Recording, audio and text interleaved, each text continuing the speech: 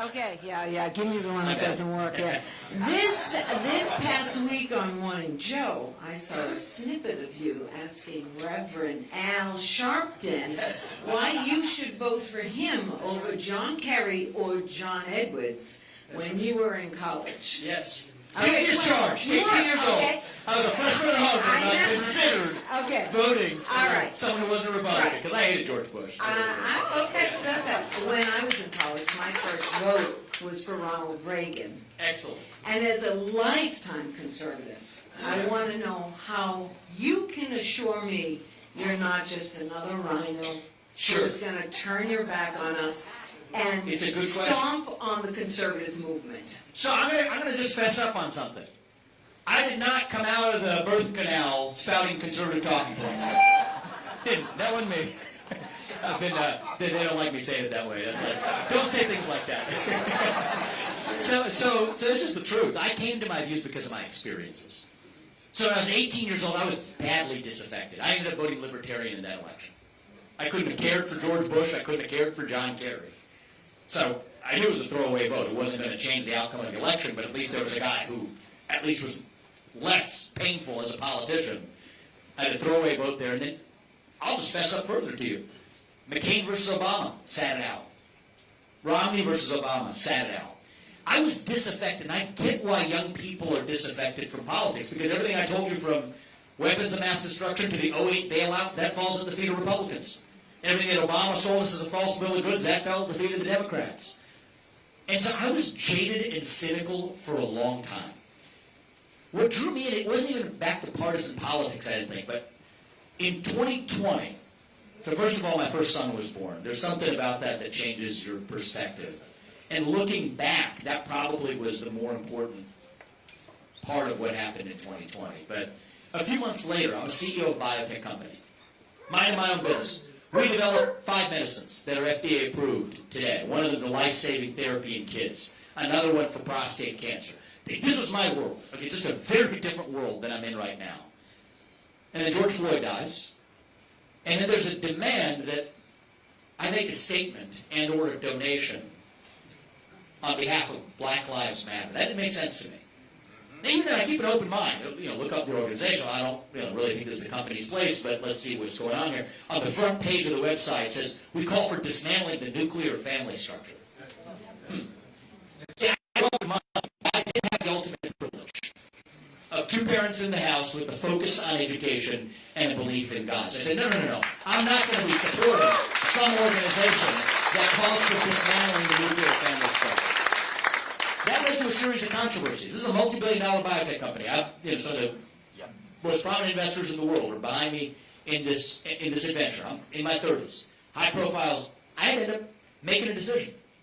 6 months later, multiple advisors to my company resign when I write an op-ed in the Wall Street Journal with a former law professor of mine arguing that tech companies cannot do the government's bidding when they're censoring speech through the back door that government pressures them to do. That's a familiar argument now. As the first person to make that argument, multiple advisors to my company resigned within 72 hours of writing that. So I had to face a choice. Right? The easy thing to do is you just recite chapter and verse. It's a pretty good seat for me to be in. The CEO of a big company as a young guy. I could do that and do what's actually going to keep my company out of trouble, or I could speak my mind openly as a citizen. I chose to step down from my job as a biotech CEO. I wrote Woke Inc., published it at the time when most people in our movement hadn't heard the word woke yet. And I was unleashed. I was free to speak my mind as a citizen. I still didn't care for partisan politics. I started donating to Republicans for a while, then I stopped that too. They disappointed me. Look at what happens election after election. And then decided that, I'm not just going to be a bystander on this. Last year, actually, I founded a company called Strive. A little bit further than just over a year ago. Founded Strive to compete with BlackRock and State Street and Vanguard. These companies are, by the way, if those of you who don't know it, they're using your money, our money, to vote for these politicized agendas in corporate America's boardrooms that you don't even know about with your 401k accounts. So I don't believe just sitting around and complaining. I wrote a couple books about it. But I said, I'm going to solve that problem. I started a company that said, you know what? We're going to offer an alternative. Offer the same kinds of index funds, but going to tell those companies knock it off with the progressive politics and focus on shareholder value by making products and services. So I believe in solving problems, and I didn't think it was going to be through partisan politics. Even a year ago, if you asked me, would I be running for U.S. president right now? I said, that's crazy. I did have a mission. We were successful with Stride, which, by the way, just crossed $1 billion in assets under management in a year of launching its first fund.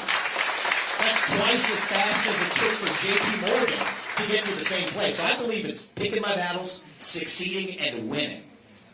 But last November, what do we see? The red wave that never came. The red trickle. Why? I think I have a good sense for why, actually. See, so far, have I talked about Joe Biden? No, I've not. Have I talked about the radical Democrats and the Democrat Party? No, I have not. Because you know what?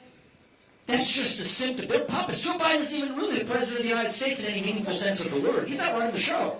It's the managerial class that's putting him up as a puppet. They're not going to let him run against me either, by the way. The moment I'm the nominee, they're going to trot out their next puppet.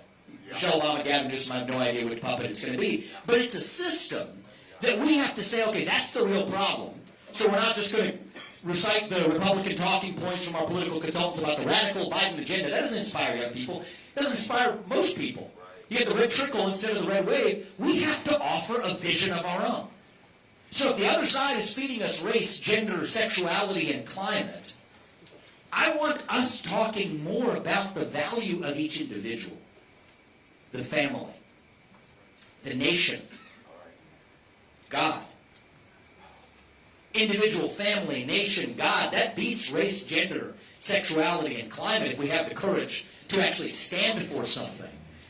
But if you have a Republican Party, I met on a debate stage with 7 people last week, all of whom are on Joe Biden, Liz Cheney's side of $10 and $200 billion of our taxpayer money to Ukraine. If that's the Republican Party's position, count me out as a party man. I prefer to be an independent-minded patriot who speaks the truth. I'm a pro-American movement using the Republican Party as a vehicle.